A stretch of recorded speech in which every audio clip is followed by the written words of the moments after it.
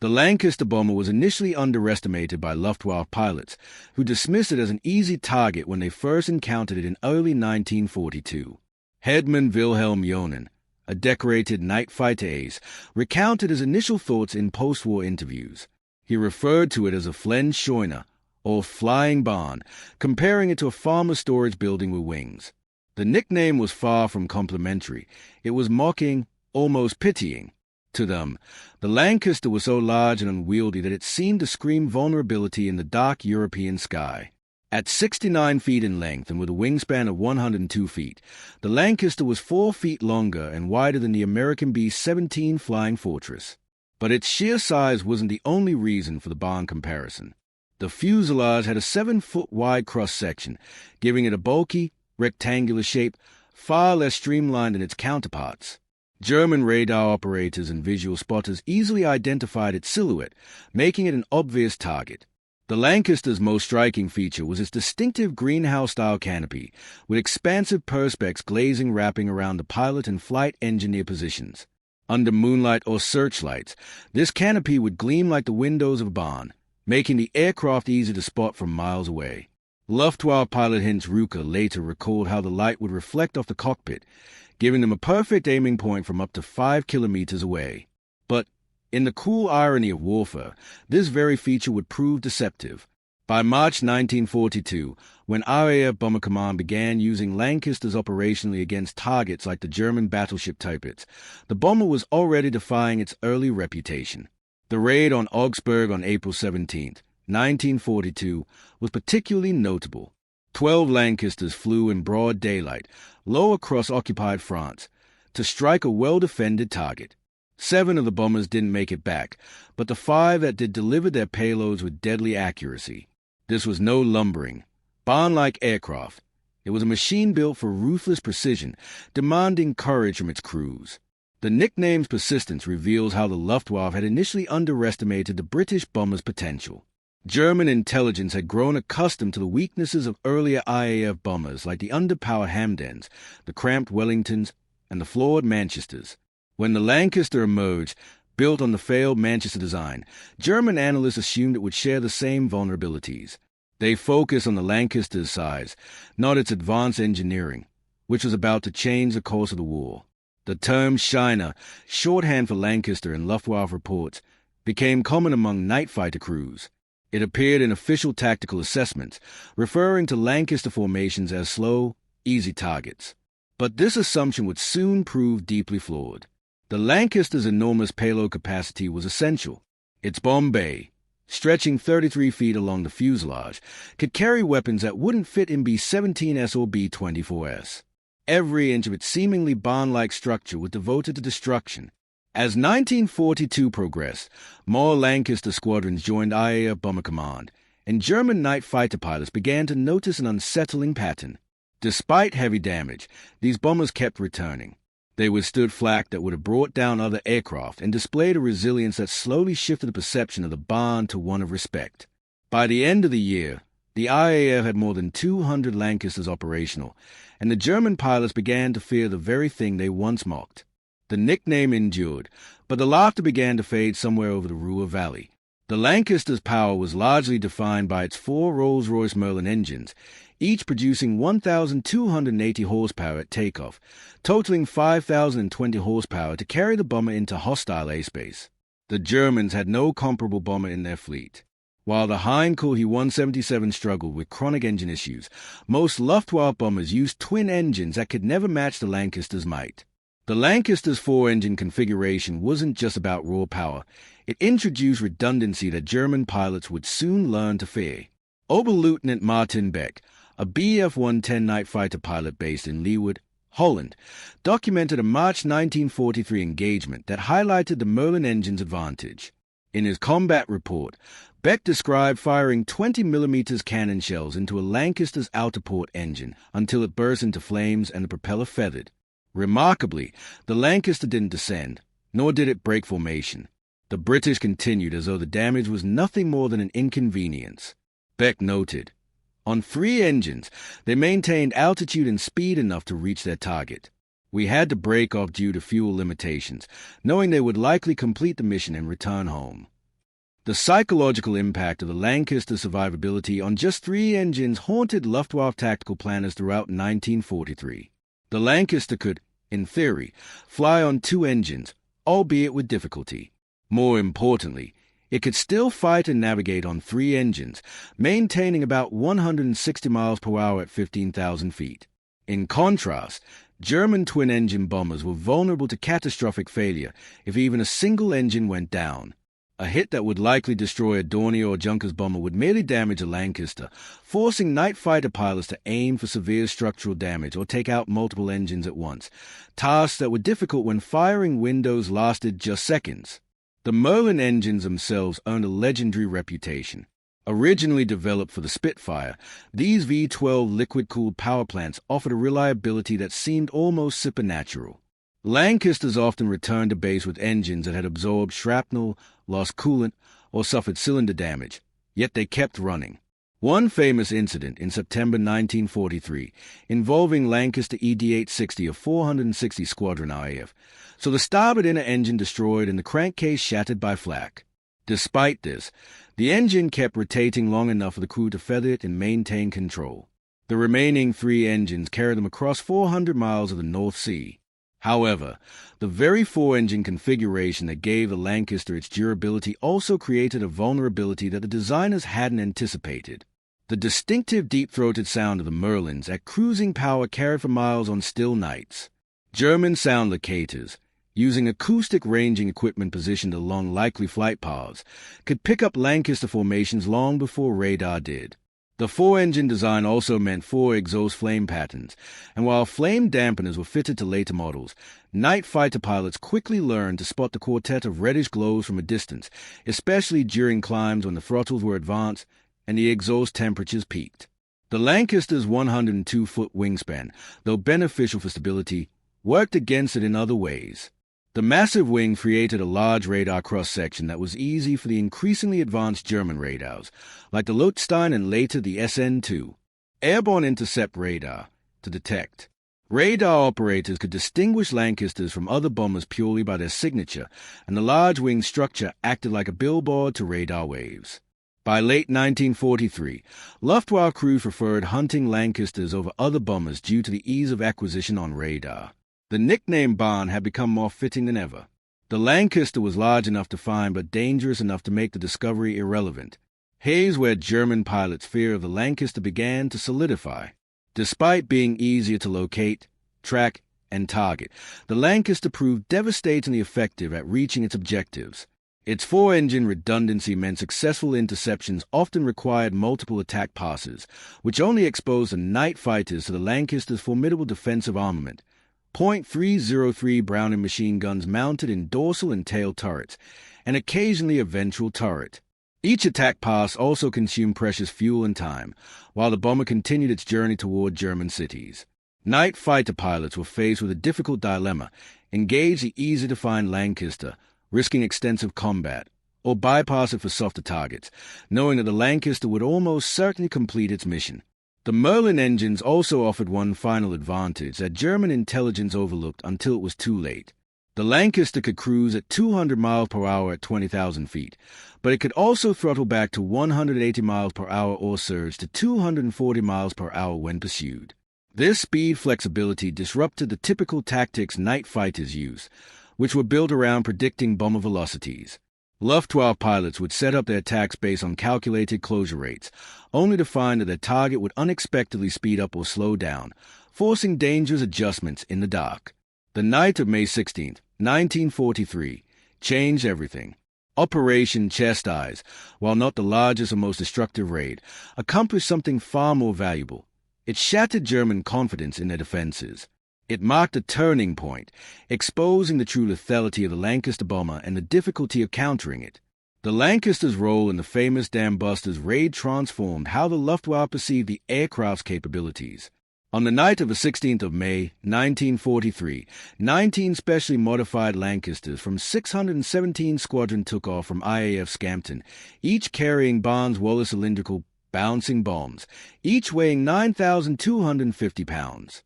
The choice of target, two dams, the Möhne and Sorp dams, was audacious, as these were regarded by the Germans as virtually impregnable. The modification work on these Lancasters revealed just how adaptable the aircraft truly was. Engineers removed the bomb bay doors entirely and installed caliper arms to hold the spinning cylindrical mine. The bomb had to be spun backward at 500 revolutions per minute before release, achieved by a hydraulic motor and belt drive system jerry-rigged into the fuselage. To ensure accuracy, a new bomb sight was created, consisting of two spotlights angled to converge exactly 60 feet above the water. When the light beams merged, the Lancaster was at the perfect height to release the weapon. German intelligence had never imagined that heavy bombers could be so radically modified for such specific operations. Wing Commander Guy Gibson led the formation across occupied Europe at treetop height, below radar coverage, and using moonlight and landmarks for navigation. The Germans had focused their defensive efforts on high-altitude bomber attacks, never considering that four-engine bombers, weighing more than 30 tons, could operate safely at only 100 feet, at night, under cover darkness. This was more than just a tactical surprise. It marked a fundamental rethinking of what heavy bombers could accomplish. The Luftwaffe had built their defensive strategies around altitudes where flak and fighter aircraft were most effective, but the Dambusters Raid showed that Lancasters could simply fly below this entire defensive structure. At 12:28 a.m. on the 17th of May, 1943, Gibson's Lancaster released its bouncing bomb against the Möhne Dam.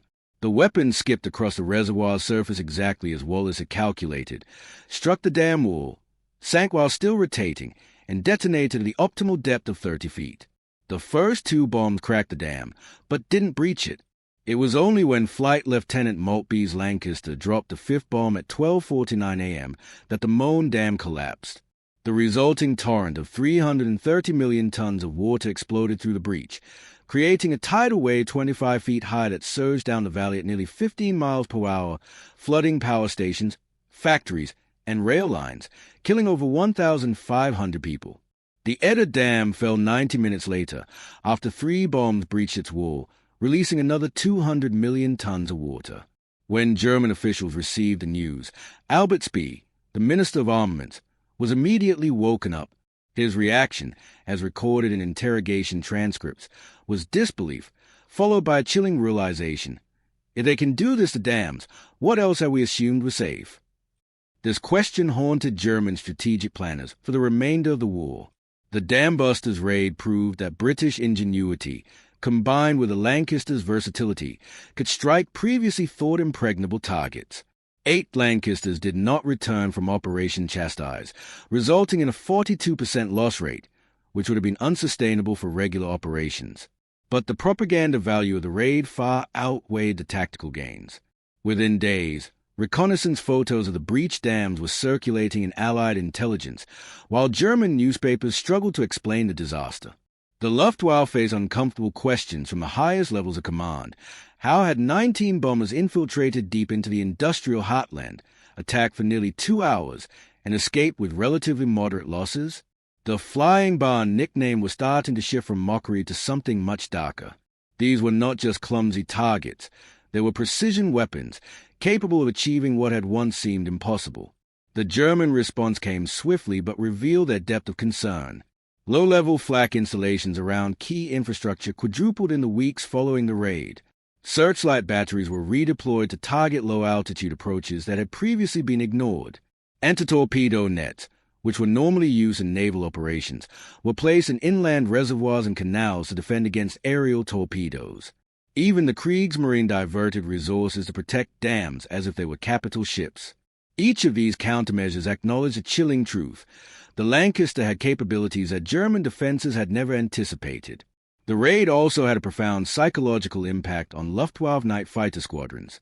If Lancasters could attack at 100 feet with precision, what was stopping them from doing so routinely?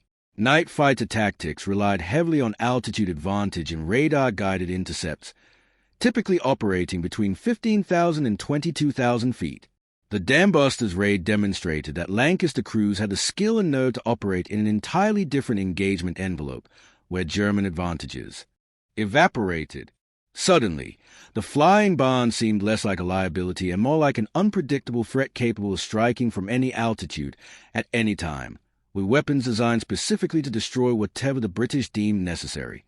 The night sky over Germany during 1943 to 1944 became a battleground for an intense, invisible war. While the rest of Europe slept, Lancaster bombers and German night fighters fought in darkness so complete that the combatants often didn't see each other until tracers lit up the void. The Messerschmitt Bf-110 and Junkers Ju-88 night fighters represented the primary German countermeasures to IAF night bombing. Their crews developed specific techniques to counter the threat of British bombers, but the presence of the Lancaster in these deadly engagements forced a continual reassessment of the Luftwaffe defensive doctrine. The success of the Dambusters Raid had proven to the Luftwaffe that the Lancaster was no longer just a bomber. It was a precision instrument capable of reaching targets that had previously been considered invulnerable, and it could do so in ways that German defenses were ill-prepared to counter. The Germans had tailored their night fighting tactics to exploit the Lancaster's vulnerabilities. However, as they engaged this formidable bomber, reports began to emerge of near misses, unexpected resistance, and a growing realization that hunting the flying bomb was more costly than attacking other bombers. By 1943, the Luftwaffe had perfected their night fighting tactics, splitting the airspace over occupied Europe into sectors monitored by ground-based radar stations, which guided night fighters towards bomber streams. Once within range, the fighters used their own Liechtenstein airborne radar to close in on the target, typically to within 200 yards, where experienced crews could identify bombers by their silhouettes. Wilhelm Suess, a radar operator with NJG-3, described the Lancaster's radar signature as distinctive, wider and stronger than the Halifax, with a double return from the wings. Finding Lancasters was never the problem. Eliminating them efficiently was. Night fighter tactics focus on attacking from below and behind, exploiting the Lancaster's blind spot under the tail. British designers had recognized this vulnerability, and some Lancasters were equipped with ventral turrets, but these were often removed to reduce weight as bomb loads grew heavier. The typical Bf-110 attack profile involved positioning about 100 feet below and 150 feet behind the Lancaster before pulling up to bring the fighter's nose-mounted guns to bear. Two 20mm cannons and four 7.92mm machine guns would unleash a short burst into the bomber's belly, aiming at the fuel tanks clustered near the wings. In theory, this should have resulted in a quick kill. However, the reality was far different when the target was a Lancaster. Oberleutnant Martin Drews, who claimed 52 night victories, wrote in his combat diary from August 1943, "Lancasters absorb punishment differently. You see strikes, you see pieces flying off, but they keep flying, sometimes for minutes, sometimes all the way to the target and back." He continued, "The fuel tanks have some kind of self-sealing that works better than intelligence suggested. The airframe is tougher. It's like shooting an ox instead of a horse. You need more bullets and more vital spots." The dynamics of this became brutally clear during the Battle of Hamburg in the summer of 1943. Between July 24th and August 3rd, Bomber Command launched 4 major raids with over 700 Lancasters involved. The RAF had just introduced window, bundles of aluminum strips dropped to confuse German radar. Suddenly, the technological advantage shifted. Night fighters could no longer rely on radar, forcing them to revert to visual hunting techniques. In the chaos of radar screens filled with false returns, Lancaster formations pressed on with lower-than-expected losses. On the night of July 27 to 28, 787 bombers attacked Hamburg, and only 17 were lost, a 2.2% loss rate that German defenses had never anticipated. Oberleutnant Paul Zorner, credited with 59 night victories, described the window raids as a turning point. Before window, we had certainty. Radar told us where they were. We closed, we fired, we killed. After window, we hunted by moonlight, by exhaust flames, by luck. Lancaster rear gunners became increasingly aggressive, and Zorner recalled, "I had 3 encounters in August where Lancaster gunners hit my aircraft before I could position for a shot. These weren't defensive reactions, they were counterattacks." The Ju-88, particularly its later models equipped with a Schrag music, upward-firing cannons mounted behind the cockpit at a 70 degrees angle, presented a unique countermeasure. This allowed the fighter to fly directly beneath the Lancaster, matching its speed, and fire upward into the fuselage without exposing itself to return fire. The system should have been devastating against Lancasters. In practice, however, experienced Lancaster pilots developed an evasive maneuver known as a corkscrew, a violent, spiraling dive combining rolls and rapid direction changes that could throw off even the most precisely positioned attackers. Flight engineer accounts describe corkscrews so aggressive that loose equipment would float momentarily in zero gravity before crashing into crew members as a Lancaster maneuvered through the dive. By early 1944, German night fighting tactics had adapted to the Lancaster's unique characteristics. Training emphasized multipass attacks rather than single devastating strikes. Crews were instructed to target specific systems, such as shooting out two engines on the same wing to create uncontrollable asymmetric thrust, aiming for the tailplane to compromise elevator control, or, if possible, attacking head-on to kill the pilot. However, this required suicidal closure rates, and each technique acknowledged that Lancasters didn't fold under fire like other bombers, such as the Wellingtons or Stirling. The effort to bring down a Lancaster was both time-consuming and fuel-intensive, exposing the night fighter to various risks, including friendly flak, defensive fire from other bombers, or IAF mosquito intruders hunting the hunters. The predator-prey relationship between German night fighters and Lancaster crews had reached an uneasy equilibrium. Night fighters could find and engage Lancasters with a reasonable degree of success, but the actual kill rates remained frustratingly low. Lancaster crews, meanwhile, knew that every mission might end with a 3-second burst of cannon fire that could take their lives. Yet, the bomber's durability and crew determination made it a formidable opponent that forced the Luftwaffe to adapt their tactics and reassess their approach. From the darkness, they climbed into those perspex greenhouses night after night. The mutual fear between the hunters and the hunted was perhaps the most honest emotion in the night sky. Both the German night fighters and the Lancaster crews feared each other equally. The Lancaster's bomb bay measured 33 feet in length and was entirely unobstructed, a design feature that seemed insignificant until Barnes Wallace began calculating what could fit into that vast space. By 1944, those calculations produced bombs so large that only the Lancaster could carry them, turning the aircraft from a general-purpose heavy bomber into a specialized weapon designed to destroy targets conventional bombs couldn't even scratch. The Tall Boy and Grand Slam earthquake bombs didn't just extend the Lancaster's capabilities. They created entirely new categories of vulnerability for key German assets.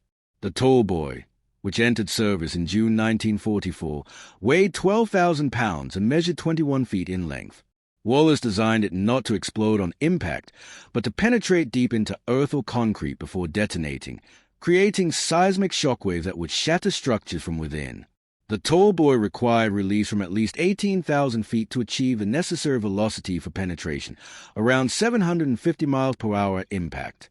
No other Allied bomber had the payload capacity and altitude performance to deliver the Tall Boy effectively. The Lancaster carried it externally, beneath the fuselage, which made its silhouette even more ungainly than before. German spotters quickly learned to identify Tall Boy-equipped Lancasters by the bulge beneath their bellies, and those identifications triggered immediate alerts.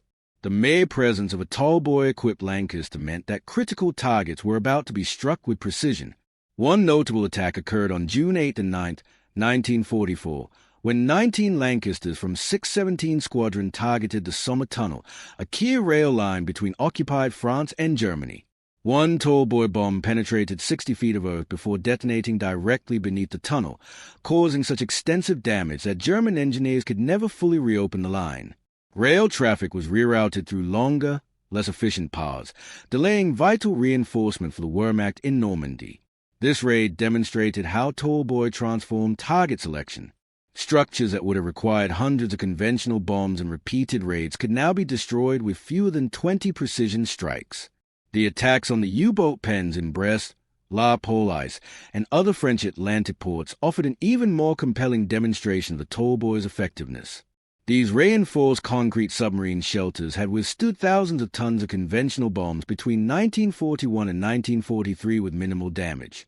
American daylight raids in 1943 had been ineffective, creating surrounding areas but losing dozens of B-17s to flak. But on August 6, 1944, Lancaster struck the pens at Brest with Tall Boys. 5 direct hits punched through the concrete roofs, something intelligence analysts had thought impossible, and collapsed the internal structures, rendering the facility unusable. Albert Spee, the German Minister of Armaments, later told interrogators that the U-boat pen attacks proved that no structure, no matter how much concrete it was made of, could be safe from British bombs. Then came the Grand Slam, a weapon so massive in design that German intelligence initially dismissed it as disinformation. Weighing 22,000 pounds, more than 10 tons, and measuring over 25 feet in length, the Grand Slam was simply too large for a standard Lancaster. Specially modified aircraft, with reinforced undercarriages, uprated engines, and all armor plating removed, were required to carry it. These modifications sacrificed the bomber's defensive armament and crew comfort, transforming the Lancasters into dedicated delivery vehicles for a single bomb. The first operational use of the Grand Slam occurred on March 14, 1945, against the Bierfeld Viaduct, a vital rail bridge that had survived multiple previous attacks. One Grand Slam struck near the viaduct's base, and the resulting earthquake collapsed 100 yards of the structure into rubble.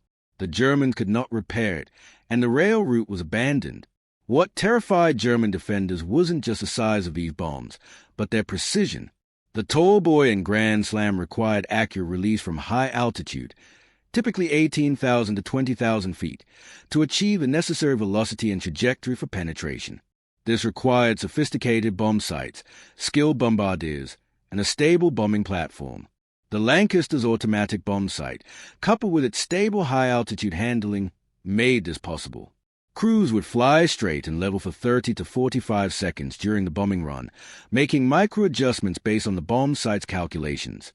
German flak crews learned to dread these runs because the Lancasters maintained their course despite heavy anti-aircraft fire.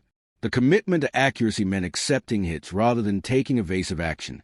The psychological impact of these raids added to the physical destruction. When a Tall Boy or Grand Slam hit near its target, even if it missed, the resulting crater was immense, 80 feet deep and 100 feet across. Workers at nearby facilities could hear the detonation from miles away, feel the ground shake, and understand that any structure within a quarter-mile radius could be completely obliterated by a single bomb. Morale reports from German industrial sites in 1945 showed widespread absenteeism following Grand Slam attacks, with workers refusing to return to facilities, even those undamaged, because they knew the British had collapsed the entire factory with one bomb if they chose. The logistics of deploying these massive weapons highlighted the Lancasters' unique role in the Allied war effort. It was not just a bomber, it had become a specialized instrument capable of striking targets once considered invulnerable. This made the Lancaster the centerpiece of a new kind of warfare, one where precision and payload capacity combined to rewrite the rules of destruction.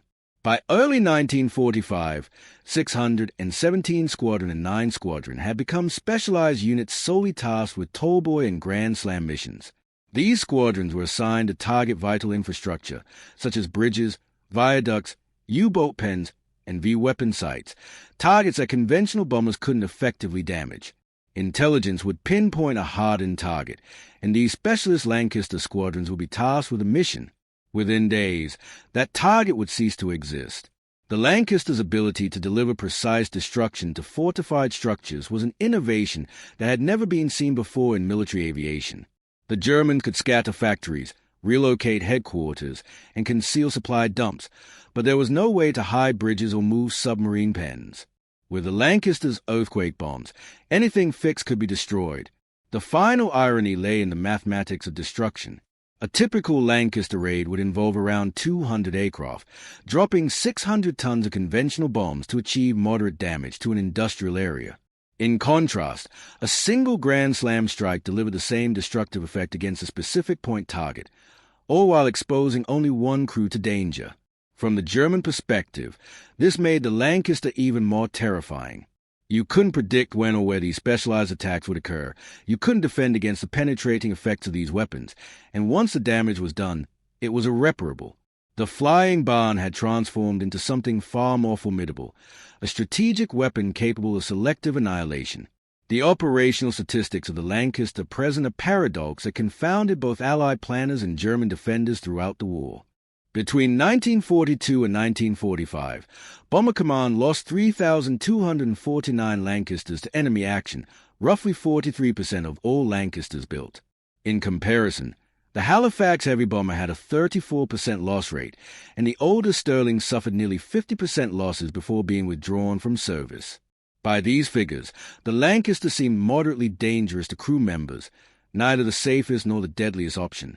Yet, despite the heavy losses, the Lancaster completed 156,000 operational sorties and dropped 608,612 tons of bombs, more than any other British bomber.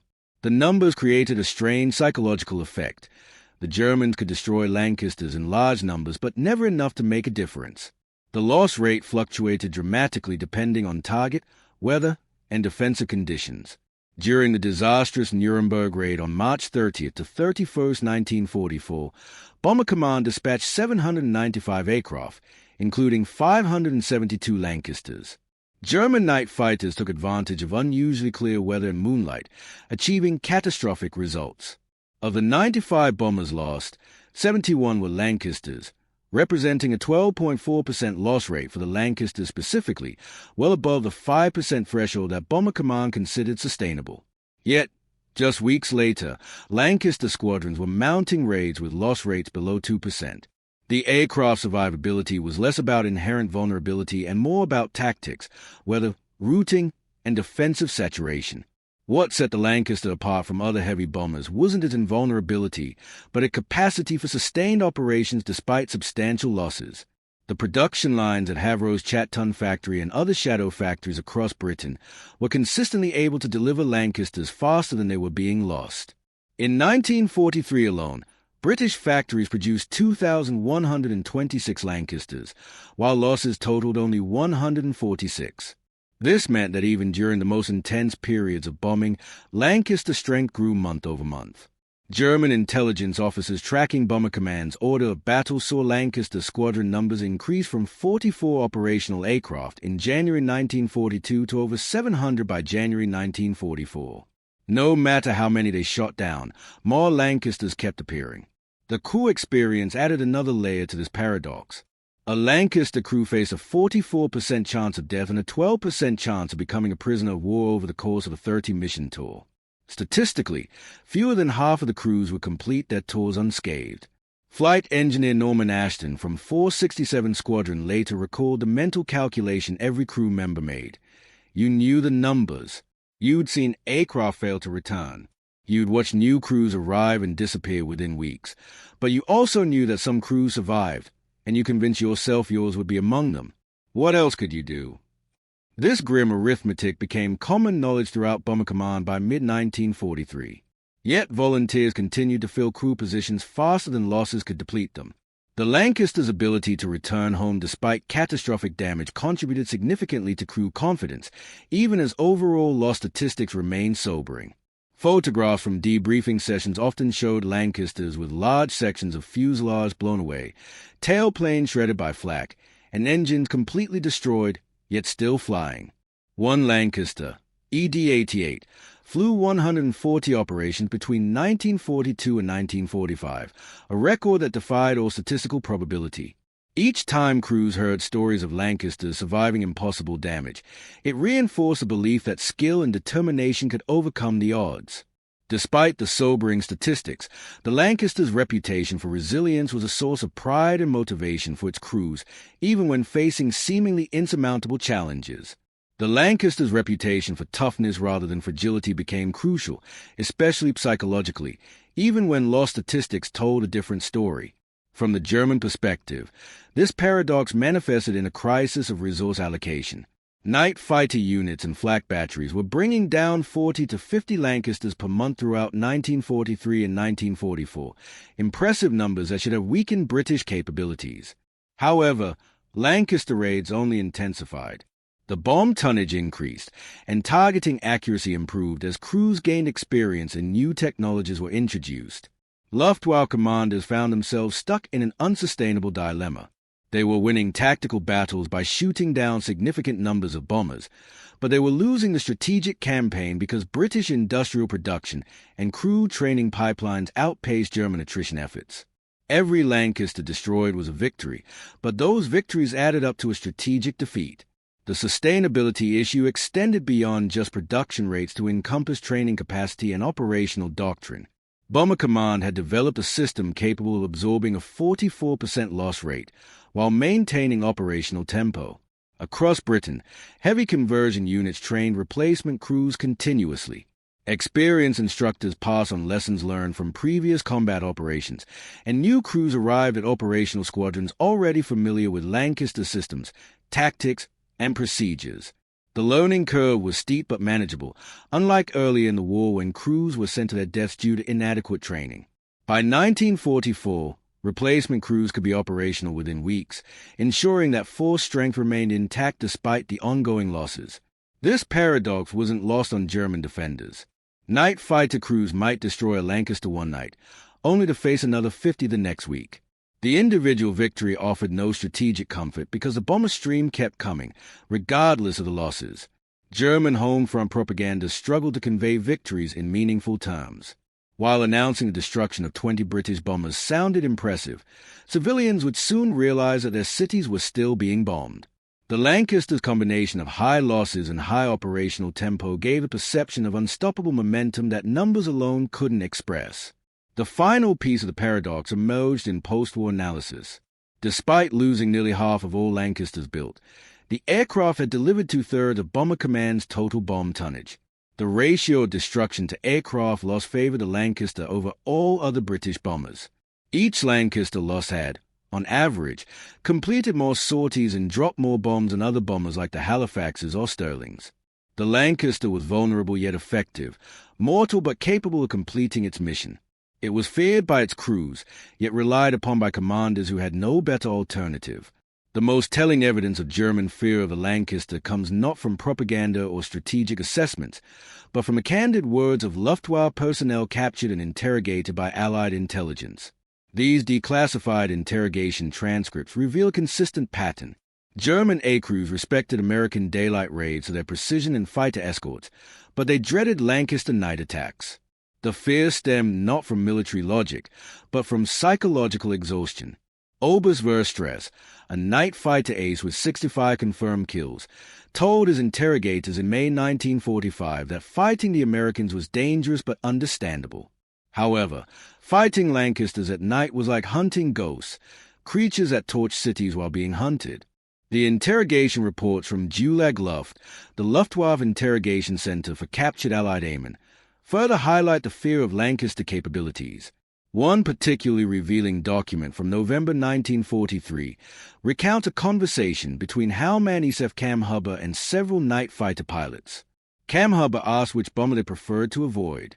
The unanimous response was Lancaster formations, specifically large-scale Lancaster streams. The pilots explained that Halifax formations were smaller and easy to exploit, while Stirlings flew lower and slower, making them easy to engage.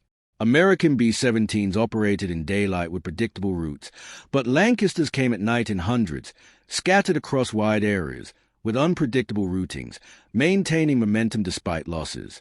Flak crew perspectives appear in reports from home defense units captured by British intelligence. A report from Frankfurt's Flak Group dated February 1944 describes engagement frustrations bluntly. Lancaster formations maintained altitude and speed through concentrations of flak that would disperse other bomber types. Their predictive fire solutions assumed normal evasive reactions, but Lancaster pilots often maintained course, prioritizing bomb run accuracy over their own survival. This behavior reduced hit probabilities and necessitated a higher ammo allocation specifically for Lancaster raids, as standard defensive fire was insufficient against these formations.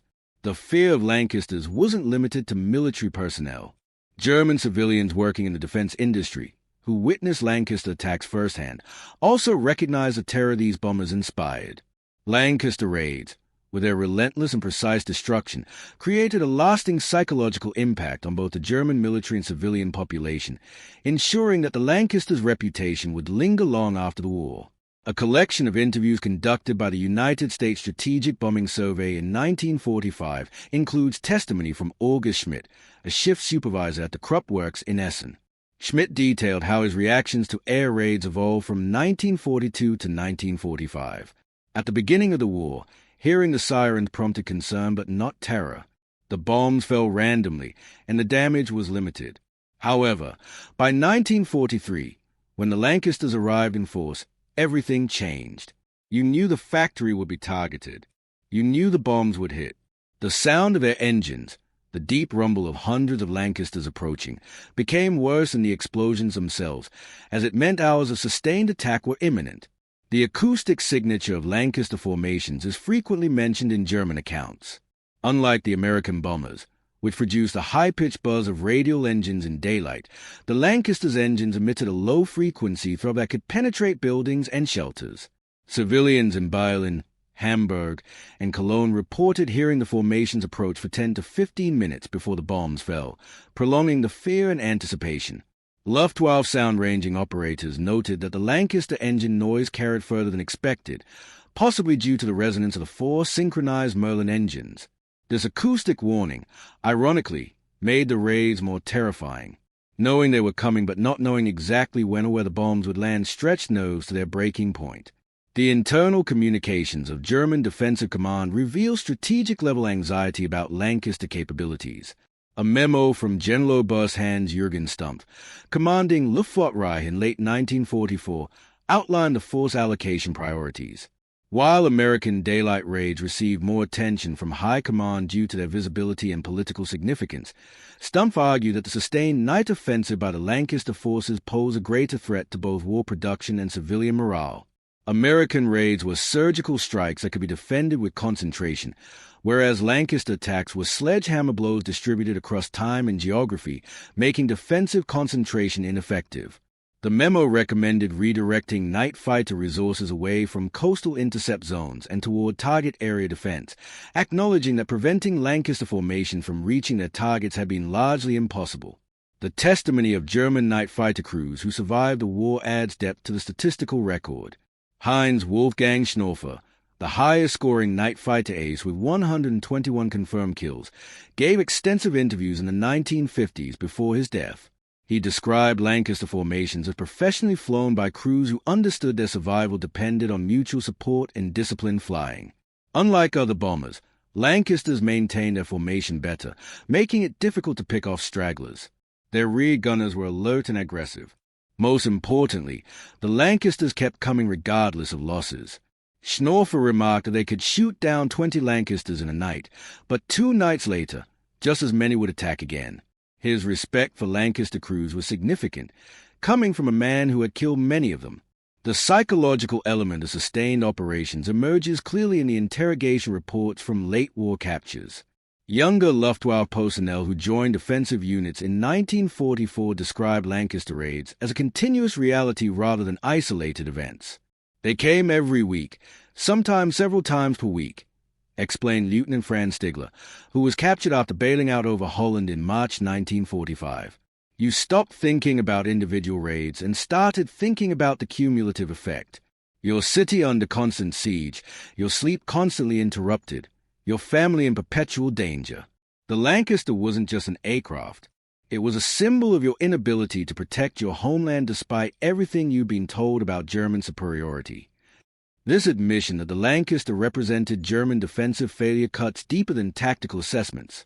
The final category of evidence comes from post-war debriefings of German commanders conducted during the Strategic Bombing Survey. When asked which aspects of the Allied bombing campaign had been most effective, multiple commanders mentioned the psychological way to sustain Lancaster night attacks.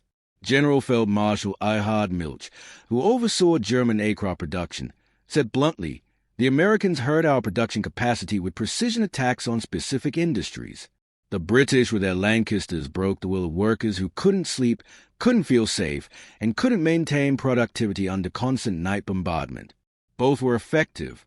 The Lancaster campaign was more corrosive to morale." This distinction mattered. The Germans could rebuild factories and restore production, but they couldn't restore psychological resilience once it had been ground away by months of night attacks.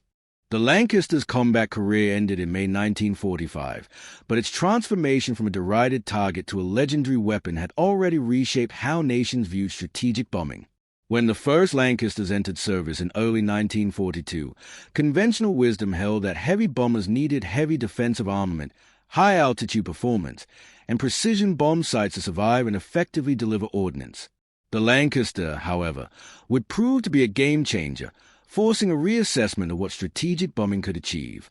The Americans built the B-17 and B-24 bombers based on principles focused on heavy defensive armament, daylight formation flying, and precision. The Lancaster, however, followed a completely different philosophy. It maximized payload capacity, accepted moderate defensive armament, and operated primarily at night in concentrated streams, relying on overwhelming enemy defenses through sheer numbers and persistence. By the war's conclusion, this approach had proven remarkably effective, even though it violated conventional doctrine. The numbers tell a stark story. Lancaster squadrons flew 156,000 sorties and dropped 608,612 tons of bombs, losing 3,249 aircraft. In comparison, the Halifax flew 75,532 sorties, dropped 227,610 tons, and lost 1,833 aircraft. The Lancaster delivered more than double the sorties and nearly triple the tonnage, with roughly 80% higher losses. Yet, the efficiency ratio, tons dropped per aircraft lost, favored the Lancaster significantly. Each Lancaster loss had delivered an average of 187 tons before being destroyed, while the Halifax managed just 124 tons. The Sterling, withdrawn from main operations by 1944 due to excessive losses, only managed 89 tons per aircraft lost. The Lancaster had proven itself a workhorse, justifying its casualties through sheer productive output. The doctrinal shift catalyzed by the Lancaster became apparent in post-war strategic planning. Despite the U.S. Air Force's commitment to daylight precision bombing, it began to develop heavy bombers that took significant inspiration from Lancaster principles. The B-36 Peacemaker, designed in the late 1940s, featured an enormous bomb bay optimized for carrying massive weapons like nuclear bombs, rather than focusing on defensive armament. The later B-52 Stratofortress continued this evolution, prioritizing payload and range over defensive guns. By the 1960s, heavy bombers had largely abandoned the B-17's Fortress concept in favor of a Lancaster's payload-centric philosophy. The flying barn had won the architectural argument. The Lancaster's versatility proved as influential as its raw capability. Beyond standard bombing, the aircraft performed maritime patrol, electronic warfare, photographic reconnaissance, and even nuclear test monitoring. Modified Lancasters dropped the first 12,000-pound bombs, followed by 22,000-pound bombs, and pioneered low-level target marking techniques. The aircraft served with IAF Coastal Command, hunted submarines, and operated in the Middle East and Far East theaters. It continued to serve in various roles until its final retirement in 1963, 18 years after the war ended. Few military aircraft have ever achieved such operational longevity and versatility. The human cost embedded in the Lancaster's legacy deserves recognition, but not with sentimentality. Of the roughly 125,000 aircrews who served in Bomber Command during the war, 55,573 were killed in action, resulting in a 44% fatality rate that exceeded British infantry losses in percentage terms. Lancaster crews accounted for the majority of these casualties from 1942 onward. These men volunteered knowing the odds, climbed into unheated aircraft in temperatures as low as minus 40 degrees Celsius, and flew through flak and night fighter attacks that killed randomly and without warning. Their casualty rate was comparable to that of U-boat crews, another service where death was statistically more likely than survival. The Lancaster's effectiveness was built on these men's willingness to face those odds time and again. German cities bore the physical scars of Lancaster raids long after the war. In Hamburg, where firestorm attacks in July 1943 killed over 40,000 people, bombed-out buildings stood into the 1960s. Dresden's reconstruction took until the 1990s to restore some of what was destroyed in February 1945. Cologne Cathedral stood surrounded by rubble for years, testament both to the selective nature of some bombing and the comprehensive destruction of most urban areas. Whether these attacks were militarily necessary, war crimes, or something between remains debated. What is undeniable is that the Lancaster made such attacks possible on an unprecedented scale. The nickname Flying Barn, which had started as mockery, gradually turned into a tribute. By 1944, post-war Luftwaffe veterans frequently referred to the Lancasters with a respect bordering on reverence, similar to how fighter pilots speak of worthy adversaries. The barn metaphor, once derogatory, vanished from German accounts and was replaced by more clinical descriptions of the bomber. This linguistic shift reflected an operational reality. By the end of the war, German defenses had specifically adapted to counter Lancaster tactics, developing new techniques and technologies aimed at the aircraft dominating IAF bomber streams. The Barn had gone from being an amusing sideshow to the primary threat. The final Lancaster sorties flew on the 25th of April, 1945, dropping food supplies to starving Dutch civilians in Operation Manna. Thousands of Lancasters made low-level passes over Holland, their bomb bays filled with flour, chocolate, and tinned meat instead of bombs. Dutch civilians, who had spent years sheltering from these same aircraft, now watched as they delivered salvation rather than destruction. The Lancaster's remarkable adaptability, from a strategic bomber to a humanitarian relief aircraft within days, exemplified its fundamental flexibility. It could be whatever the mission required, whether devastating cities or feeding refugees. The legacy of surviving Lancasters endures. Only two remain airworthy worldwide, one in Britain and one in Canada, and both regularly fly at air shows, drawing enormous crowds. The sound of 4 Merlins at full power evokes immediate recognition among aviation enthusiasts. Museums across the Commonwealth display static Lancasters, and veterans organizations maintain memorial funds specifically for Lancaster restoration. The sustained public interest, 8 decades after the aircraft's introduction, speaks to its lasting cultural impact. The Lancaster has transcended military hardware to become a symbol of British persistence, Allied determination, and the industrial capacity to wage total war, regardless of the cost. The strategic bombing campaign enabled by the Lancaster remains controversial, precisely because it succeeded so thoroughly. Had Bomber Command failed to meaningfully damage German war production or civilian morale, historians might dismiss it as a costly diversion of resources. But instead, the campaign demonstrably degraded German industrial output, tied down hundreds of thousands of personnel in defensive roles, and forced significant allocation of resources toward homeland defense rather than frontline operations. These effects came at the cost of 55,573 Allied aircrew lives and hundreds of thousands of German civilian casualties. The Lancaster made this exchange possible. Whether it was justifiable remains an open question that each generation answers differently. What is unquestionable is that the Flying Barn earned its fearsome reputation not through propaganda, but through operational results. German crews initially called it a barn because it appeared vulnerable, but soon learned it was a lethal force. They shot down thousands, but thousands more kept coming. They adapted with countermeasures, yet the attacks never ceased. They respected it, feared it, and ultimately couldn't defeat it. The nickname stuck, but its meaning transformed. From insult to tribute, to recognition of an aircraft that refused to be anything but exactly what it was designed to be, a weapon delivery platform that prioritized its mission over everything else, including the survival of those who flew it. In the brutal calculus of total war, this single-minded purpose proved devastatingly effective.